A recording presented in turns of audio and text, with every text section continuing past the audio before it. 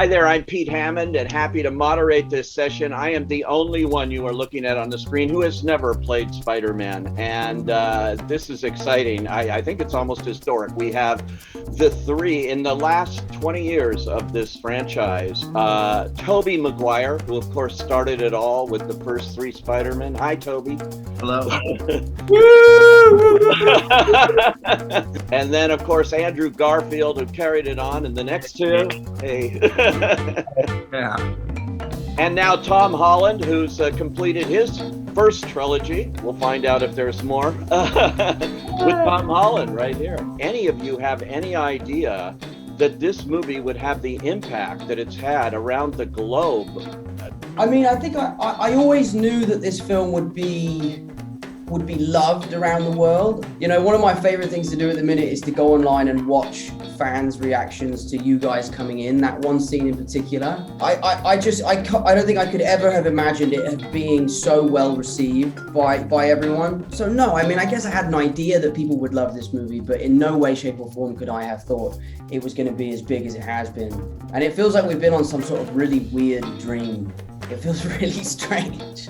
And when Tobey and Andrew come in, that audience reaction was like nothing I've experienced in a long time. And especially now in the age of COVID, it was so. Tobey and Andrew, I have to ask you though, how did you get involved? I mean, when they came to you, I can't imagine, Tobey, they said, oh, we want you to do Spider-Man again. What was it? Yeah, I went and had a meeting with Amy and Kevin, Amy Pascal and Kevin Feige, and had talked about, they sort of just, teased it. I think Amy was like, we'd love to talk to you, and you know what this is about. And I was like, okay, sure. Let's have a chat. And I think this is Amy, you're like, no, I don't, Amy, no. Yeah, no, I know. I was Like, what? Maybe you could just give me a little bit of information, but I don't know. I gotta say, I was intrigued immediately. Like in that conversation, the intention, the kind of love and celebration of these movies and what it meant, I think, to Amy and Kevin, intent of celebration and love. It just was so apparent in both of them. I don't know, I just wanted to join that. And I'm a big fan of Tom and those movies and Andrew, so it was definitely intriguing, but what are we gonna do? And that was a bit mysterious. I did appreciate what was shared, but it was really about getting together with these people and revisiting, what was part of my history and getting a chance to like come together. And when I saw this movie, I wasn't expecting a third one on that, and amazing to see you back in this costume and this franchise. So for you, what was it like going back? Well, I was just waiting to see if Tobey was going to do it, and if Tobey was going to do it, then I was like, well, I have no choice. I follow Tobey to the ends of the earth. But that was sincerely a big part of it.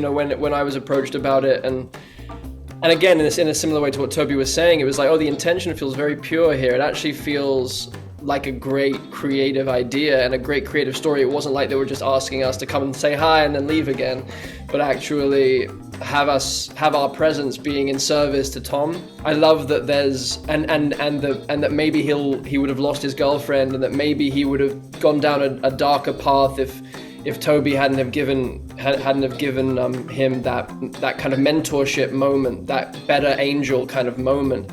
So it was those things. I get chills thinking about it even now. So for me, it was like, and it's the same kind of film. It's like, is this a story worth telling? And do I want to work with these people? And it was a big double kind of capitalized yes. And then it exceeded. And then the way that Tom works with John Watts and Kevin and Amy, it's like, it's very open, it's very free. Find our way into being of service to Tom's story in this way. And it was just a kind of joyful few weeks that we all got to spend together. And I think it's a testament to these guys that it went the way that it went, which was a brotherhood, which is just beautiful. I have to say, Tobey, I just read this morning Sam Raimi just praising this reunion of all three of you, or the putting you all on the screen together, and what it was in this film. I mean, he loved it. How sweet. I haven't seen that. Yeah, just came out this morning. Someone asked him, one of the trade papers, and he just had high praise.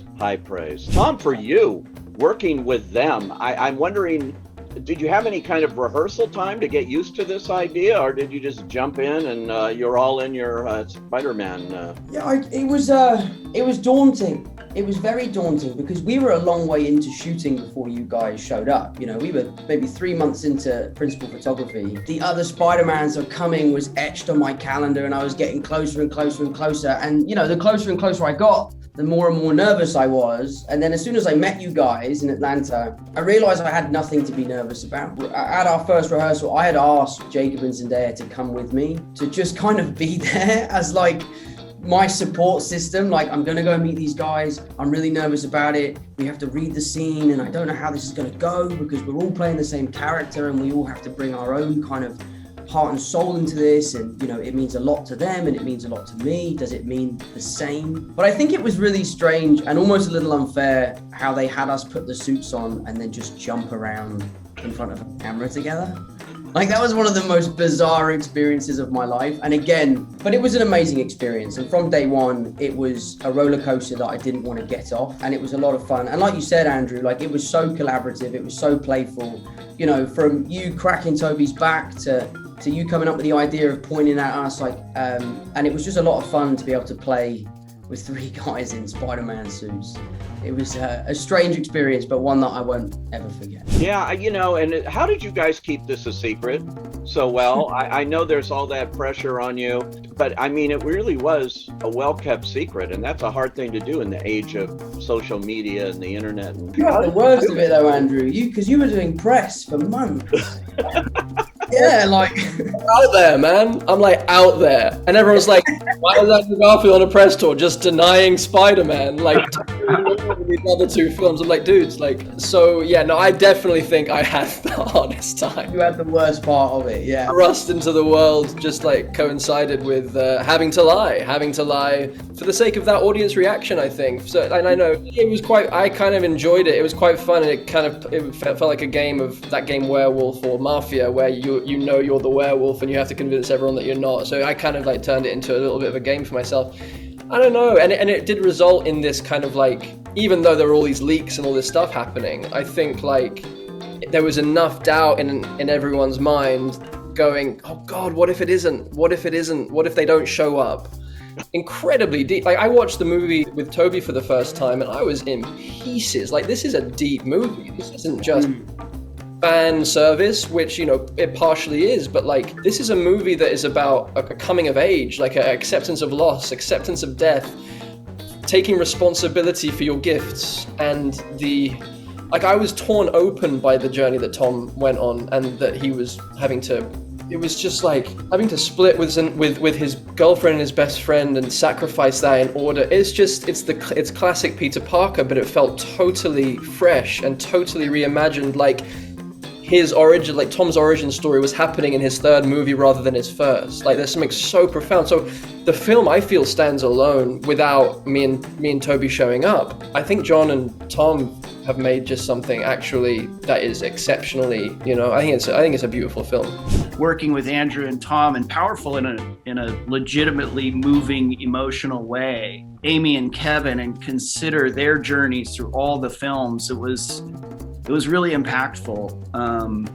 And yeah, I was just grateful every day. It was such a rich experience. And as the guys have touched on, the kind of sharing of something and the brotherhood of it, it was just so rich, emotional. How do you balance all of these things? And each of our kind of series of films have, you know, the characters we're playing the same character, but they're also unique, and the way those films and characters evolved in those films are unique. And then to bring all of that together, including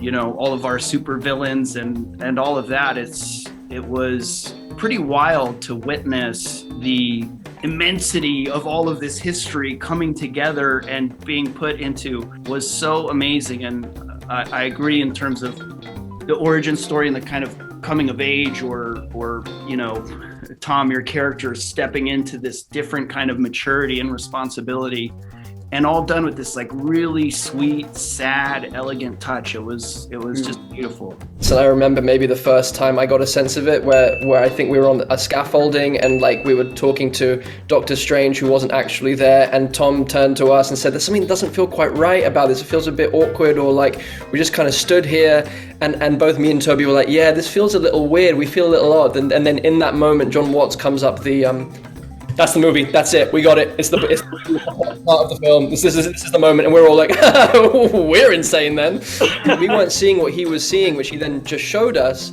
and it was just the three of us in our suits in the same frame. I was just so overwhelmed by how unperturbed he was by what he was trying to achieve. His calmness, his ability to allow actors to improvise, to play, and then for him to throw out wild ideas in the mix, to let takes run and run and run, to give us time to really find what we were doing. I was just incredibly impressed and actually just really grateful for the experience with John. Yeah, it's interesting. I mean, John and I spoke yesterday for the first time since the film has been released. And I think it took us so long because we needed time to just kind of let the dust settle. And then we spoke yesterday, and the first kind of 10 minutes of our conversation was kind of like, we're both kind of in disbelief of what's happened and what we've achieved.